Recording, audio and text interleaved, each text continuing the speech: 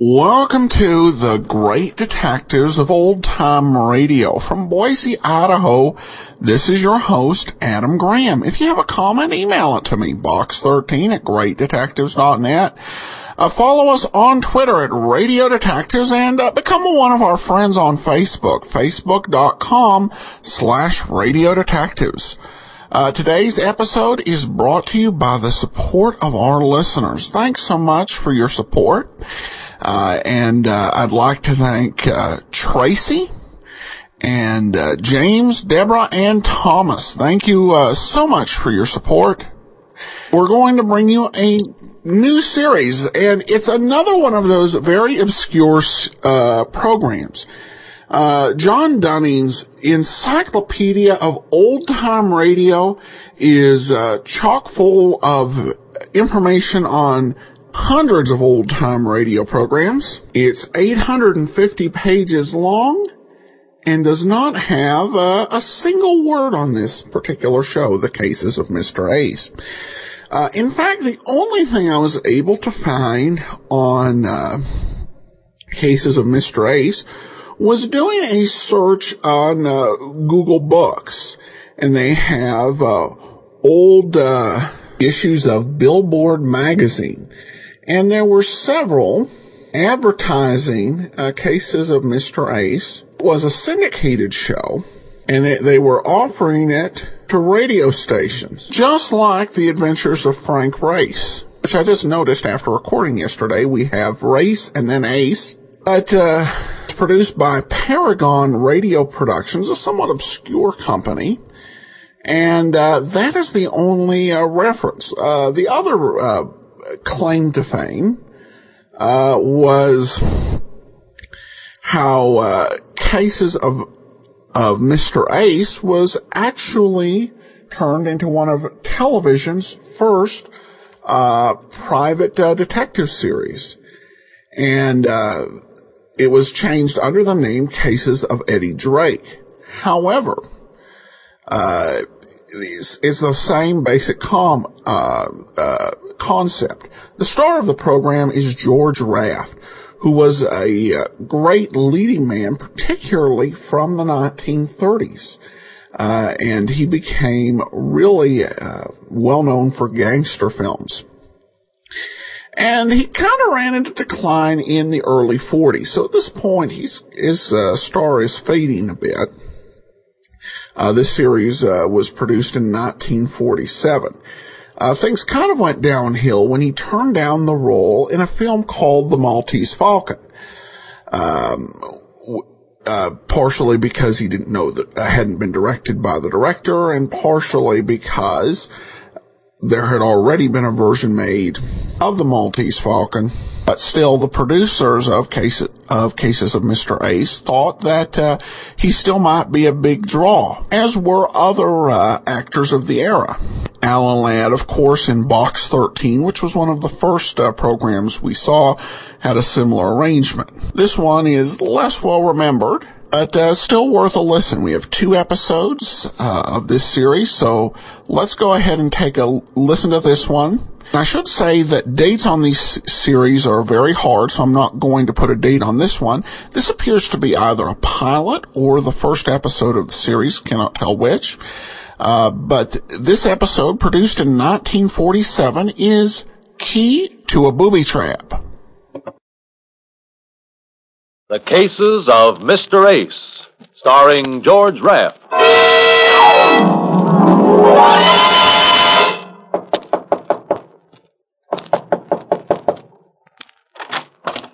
Yes? My name's Eddie Ace. Oh, yes, you're the private detective. Yes. There was a message at my office from a Dr. Gale. Asked me to come right over here. Is he in? I am Dr. Gale. Come in. Please. So you're Dr. Gale. Shouldn't I be? I didn't expect you to be a woman. What can I do for you? I want to retain you to talk to me. To talk to you? You'll be amply repaid for your time. Oh, you don't have to bribe me. All you have to do is tell me what I'm to talk to you about. Your experiences? Why? You see, I'm a psychoanalyst, Mr. Ace. I'm planning a book dealing with criminal psychology. And I intend to do something different. And there I need your help. I want the material fresh and unbiased, so to speak. From the point of view of a private detective. Of more specifically, an Eddie Ace. You make me feel very important. Is that a trick of a psychoanalyst? No. That's a trick of a woman. What do you say, Mr. Ace? All you want me to do is to come here whenever I'm finished a case and tell you about it. Mm-hmm. The strange people you meet, what they said, how they reacted, what they were after. I guess you know what you're after, Dr. Gale. All right. When do we begin? I'm listening, Mr. Ace. I'm listening.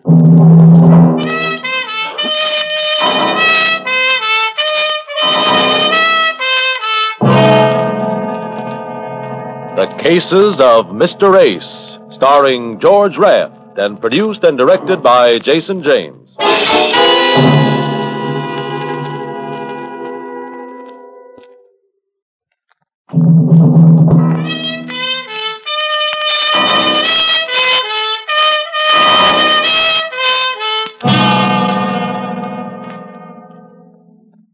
You're sure my typewriter won't disturb you, Mr. Ace? I don't think the typewriter would bother me, but I'm not so sure about the typist. When you arrived, you said you didn't expect me to be a woman. You were right. I'm a psychoanalyst. Shall we begin, Mr. Ace? I see what you mean. Yeah. Well, it all started with a killing that was no business of mine. The murder of Frederick Miller, you know, the corporation lawyer. His body had been found in his apartment, 3 bullets in it. As I say, it was no business of mine until I arrived at my office over on 6th Avenue in the morning after the killing. A man was waiting to see me. He was very small, very dark, very smooth. He smiled and showed me all his teeth. He had a lot of them. I opened my door, and he followed me in. Ah, merci, monsieur. Sit down. You're French. You are very observant, monsieur. What can I do for you? Permit me. My name, monsieur, is Forêt, Pierre Forêt. I have selected you to perform for me a very important service. Oui, a service. Such as... Oui. Now we come to it. Last night, monsieur, I performed a most impulsive act. I killed a man. I see. You're a big boy now. You must learn to control yourself. You are right. But that is how I am. I killed him, and I do not feel regret. I feel only pleasure when I look into my eyes and see him die again and again.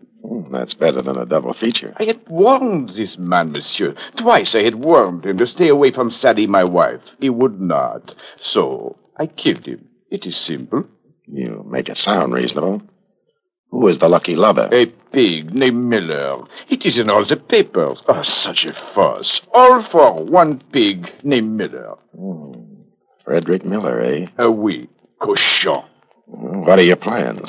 That is why I have come to you, monsieur. I am now on my way to the City Hall of Justice. Giving yourself up? Oui, but it is not serious. When I explain to the man in charge of the justice why I killed this Miller, he will let me go. Yeah, sure. He's cute that way.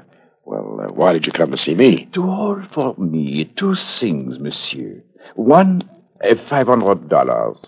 And 2, this little key.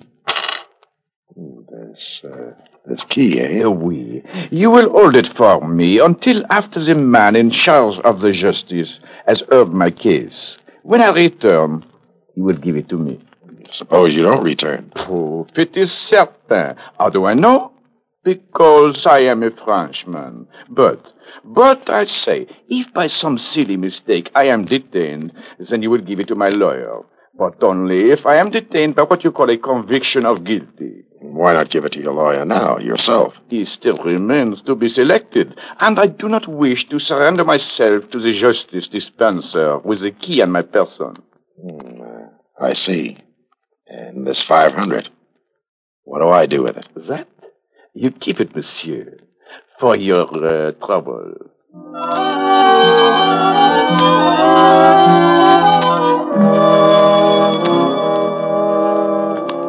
Foray left, and I sat fingering the 500 and the key. It was a small brass key, the kind you use on your trunk.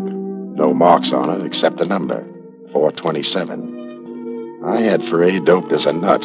Anyway, Foray confessed to the killing of Miller. And the final editions told how Timothy Hogan, the wild Irish criminal lawyer, came forward with an offer to defend the prisoner. The next morning, Hogan came to my office. I had a hunch he would. And as sure as I'm sitting here in your office, Mr. Ace, I'm certain that Pierre Foray did not kill Miller. He confessed. Confessed? Ha!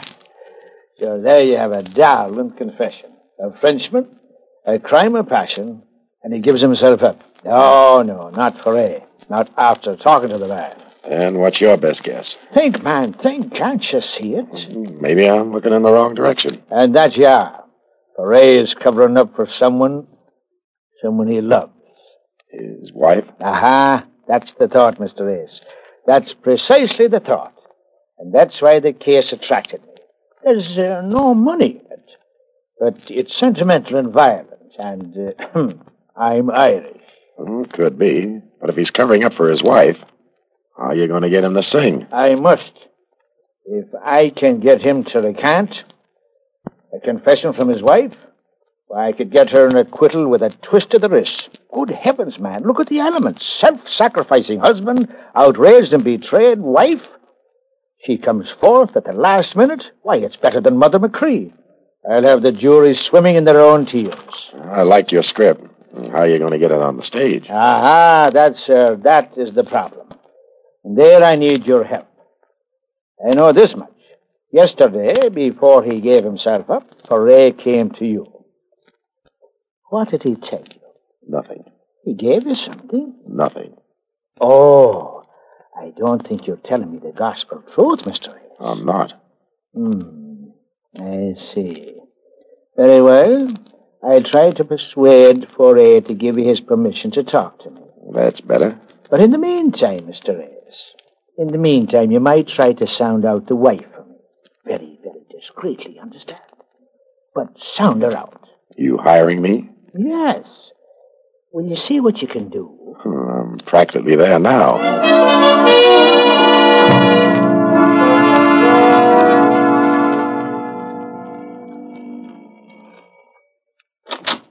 Yes? Mrs. Foray? Go away. All day you reporters have been I'm a driving... detective.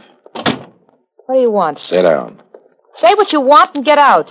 Do as I say or I'll take you downtown. You don't frighten me a bit. I'm ready.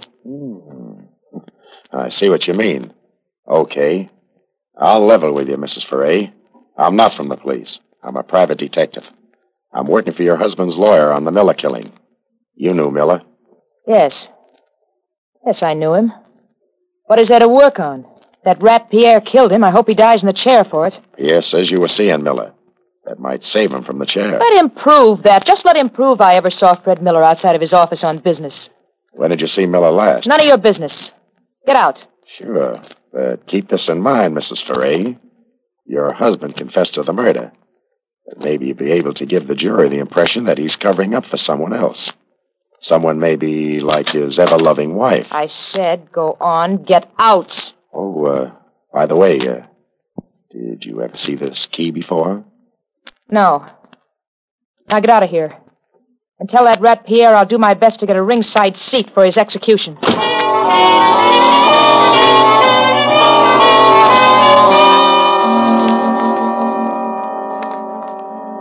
I went back to my office, opened my door, and then I saw him. A man was sitting behind my desk. He got to his feet. He didn't introduce himself, but I could tell by the bulge in his right pocket that he had a very good reference.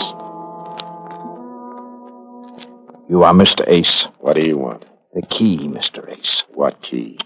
Please, Mr. Ace, do not act childish. Give me the key. I'm bigger than you are. But if you force me to use this gun, I shall be liver than you are. The key, please. He pointed a stubby little revolver at my head. I gave him the key. He thanked me politely enough and left. I counted 10, then raced down the hall to the fire exit, slammed down the iron stairs, and picked up behind him as he was leaving the building. He went straight to the Times Square station. I went right behind him. He went directly to the lockers. I was right behind him. He inserted a key in the locker number 427, threw the latch, pulled the little door open, and then...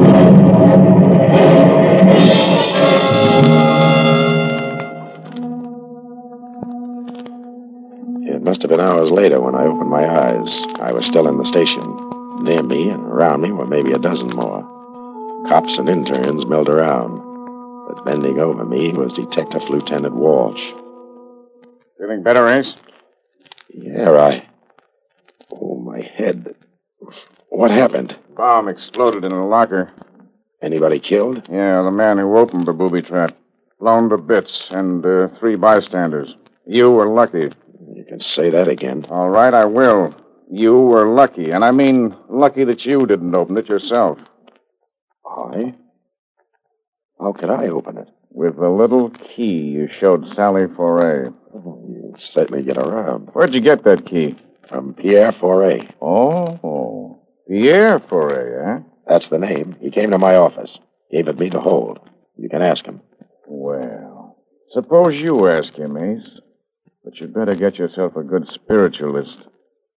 Pierre Foray hanged himself in his cell 2 hours ago.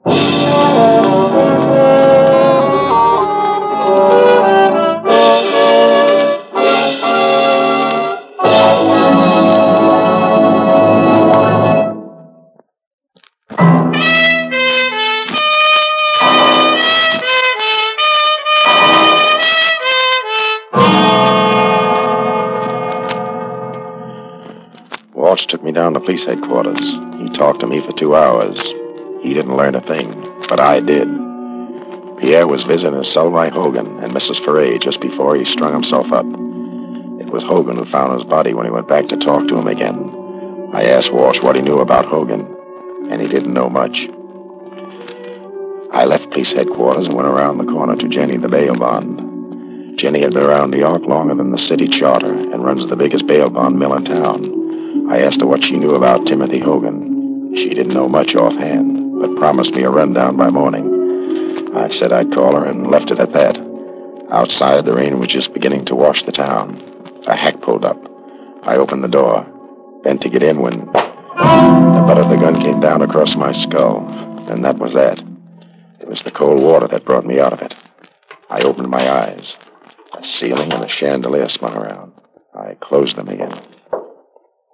Leo, douse him again. Ace. Ace, you hear me? Get up! The man said get up, and the man meant it. The man was big enough to lift me to my feet with one hand. I tried to open my eyes. There were battleships tied to the lashes, but I made it. 2 other mugs flanked me, with Mike in front of me. The rug was wet with blood and water. The water and the rug were theirs. The blood was mine. Somebody must have taken a bad working over. I began to figure it must have been me, but I couldn't remember. In fact, I didn't even know who Ace was when Mike barked the name. You hear me, Ace? Give me a drink of water. Leo, give him a drink.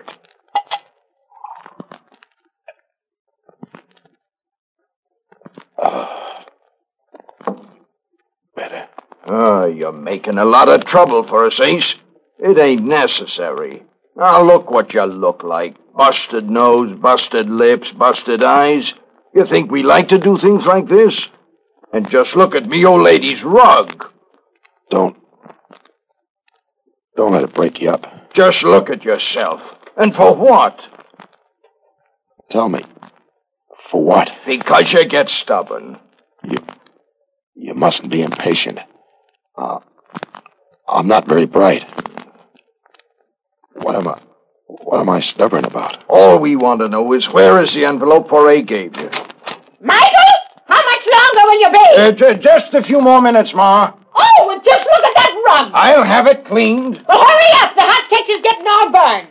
All right, Ace, I'm through talking nice. Where's the envelope? Foray didn't give me any. Leo, take it. Oh. Michael! For heaven's sake, be careful of the president.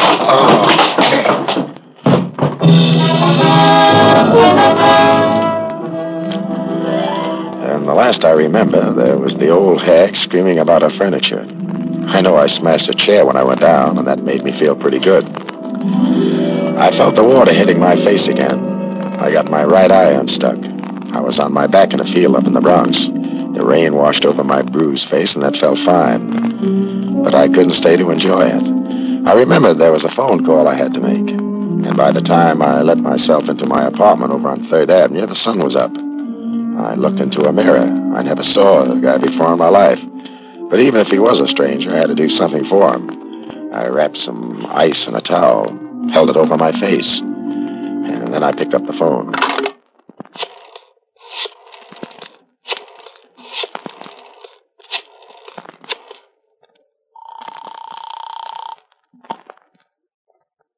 Jenny's bail bonds. Do you sleep in that ratty office of yours, Jenny? Well, there's citizens being arrested, day and night, Ace. I got that smear on Hogan for you. How does he shape? Well, he was a mouthpiece for the old Ringo mob. Back in Prohibition, when Ringo got pushed over, rest his soul, Hogan fronted for the policy boys in Harlem. And finally, he broke away from the heist guys, went into straight criminal law. Only the very highest types of criminals. Where does he hail from? Why, he's from, it says Timothy Hogan, Washington University, class of 28, X. X? What's that mean? X, it says. I see, he didn't finish at Washington. No record of any other school. I see. All right, thanks, Jenny. Yeah? Anything else I can do for you? Yeah. Keep a nice fat bail bond warm. I may need it.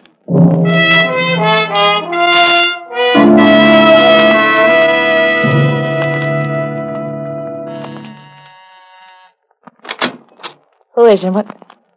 Oh. Well, don't let the face frighten you, Mrs. Foray. I'm just breaking it in for Boris Karloff. What happened to you? What happened to me shouldn't happen to a private detective. But it did. Sit down. We're going to make with a little talk. Look, I'm in an awful hurry, Mr. Ace. I was just going out. What did you and Hogan tell Pierre in his cell yesterday? Well, I didn't want to go. That lawyer Hogan, he insisted. Well, I guess I blew my top. I told Pierre I was going to tell the jury the truth. That Freddie Miller begged Pierre to give me a divorce. He wouldn't. Instead, he took money from Fred to keep his mouth shut and not make a scandal. And you figure that's why Pierre strung himself up. So there was no chance for him. That's the one thing I regret. He didn't go to the chair. You must have had quite a burn for this guy Miller. When I love a man, I love him. I love him. You're kind of lost now, eh? I loved him, Eddie. It's going to be awful tough. Freddie, oh, what's the use? I wind up with memories in four walls. The kind of memories you can't forget. The kind of cut your heart out every time you breathe. Come here. What am I going to do, Eddie? How can I forget it? Easy. You call me Eddie. Just try calling me Freddie. All right. I'll try it. I'll try it.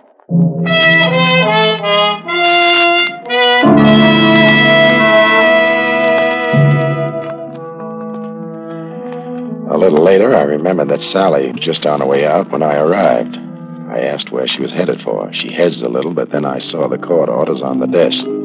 She was going down to the First National Bank to open Pierre Foray's safety deposit box. I went with her. The small vault contained some jewels, an insurance policy, and a bulky package wrapped in brown paper. The jewels are mine. I'll take them with me. Maybe we better see what's in this package. I can't imagine what it could be. Money. $1,000 bills. Must be 50 of them. $50,000? Oh, where did he get all that? Not in the private eye business. In this envelope. I think we better open it in the presence of a lawyer. Look, I'm going upstairs to see if anybody's around that looks familiar. Here, take this nickel. Yeah. Call police headquarters. Lieutenant Walsh. Tell him to meet me right now at Timothy Hogan's apartment. This is important for both of us, Angel. So don't trip. I'll wait for you outside.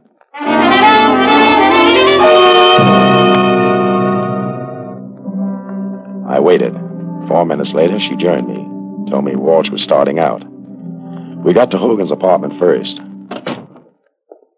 Well, Mr. Ace, Mrs. Foray, sit down, sit down. What happened to your face, Mr. Ace? I ran into an open gun cell in the dark. Oh, really now? Where? I didn't get the address, but it was the home of that mug named Mike you keep on your payroll. I see. What else do you know? Put that heater away, Hogan. Walsh is on his way up. I'll give it to you fast. Frederick Miller, the lawyer you used to needle in court. Dug into your background. Found out you weren't a member of the bar. Never finished law school. Why, you weren't even a shyster. And that's why I killed him. Right. But Foray confessed. That was the deal you made with him. 50 G's if he confessed to the murder of Miller. And you think a man would confess to a murder for any amount of money? You convinced him you'd get him an acquittal. On the unwritten law. But before he agreed, he wanted full protection. This little envelope we got out of his safety deposit box. That's true, Mr. Ace. That's true. I had to give him my signed confession, just in case anything went wrong. And plenty went wrong. He didn't trust you. You'd try to get that confession back. But you'd watch every move he made before he confessed to the police. That's why he came to me. Gave me a key to a booby trap. He figured you'd try to get that key from me. Open the booby trap. And get your head blown off. But you sent one of your mugs instead. You leave nothing for me to say, Ace. Is there anything else you'd like to know before I kill you? Yeah. How did you manage to kill Foray in his cell? That, my friend, that is the trade secret which I cannot divulge. Too bad, Hogan. Bright guy like you. I know that Walsh will feel the same way about it. But he's a city cop. Mr. Ace, you are priceless. But you made just one little mistake. You see, Sally here wasn't in love with Miller. She didn't even know him. Sally was and always has been in love with me. That true, Sally? Here's your nickel, Eddie. I didn't make that call to police headquarters. So little Sally wasn't 3-timing. She was 4-timing. You know, Ace, it's remarkable you've stayed alive as long as you have. Can you give me one good reason why I shouldn't kill you? Can I skip that question and take the $32? Go home, Sally. Yeah, I'm sorry, Eddie. Believe me, I am. Go on home and sharpen your stiletto. Going somewhere, Mrs. Foray? Look out, Walsh. He'll shoot.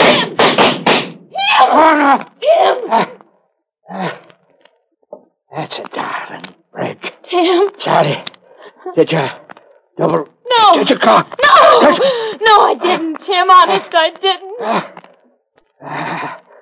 And the dying is easier.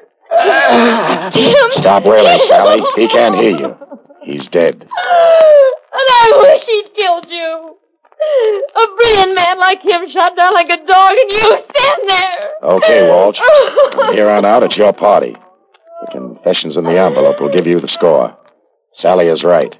He was a brilliant man.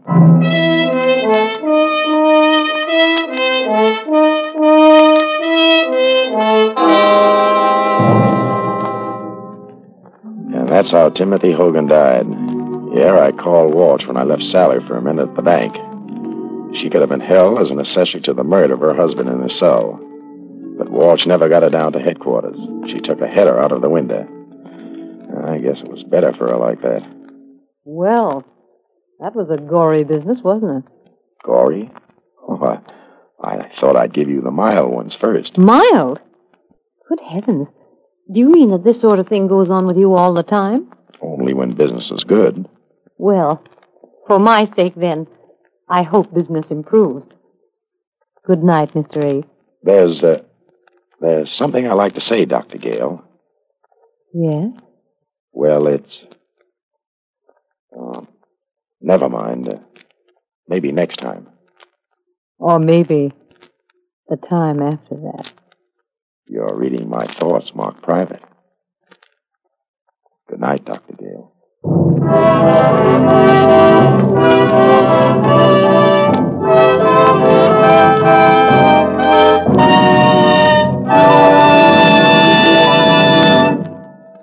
George Raft, as Mr. Ace, will be back in a moment with news of next week's case. But now, a word from our sponsor. Thank you. And next week, I have another appointment with Dr. Gale.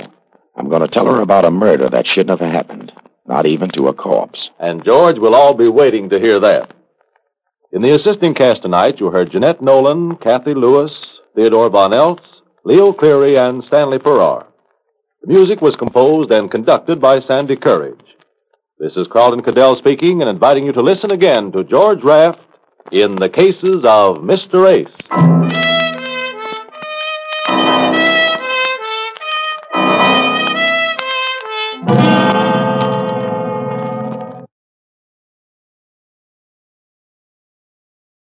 Welcome back. Well, kind of a typical private eye drama, but with a unique framing device, talking to the psychiatrist about the case. Kind of towards the end, I hope your business really gets better. I'm kind of like, okay, if you keep count of all of the deaths in this particular story, definitely in the hard-boiled pool of detection, and Raft does a decent job here. The one thing I guess that's also worth noting is the supporting cast listed with names like Jeanette Nolan and Kathy Lewis. Some of the better radio cast in terms of character actors. This suggests that even though the production company is listed in New York, the series was and the setting is in New York, it seems quite plausible that the series itself may have been produced in Hollywood, given the Hollywood names in the series. All right, well, we will be back next week with another episode of the Cases of Mr. Ace. Join us tomorrow for Let George Do It. In the meanwhile, send your comments to box13@greatdetectives.net. Follow us on Twitter at Radio Detectives and become one of our friends on Facebook, facebook.com/Radio Detectives. From Boise, Idaho, this is your host, Adam Graham, signing off.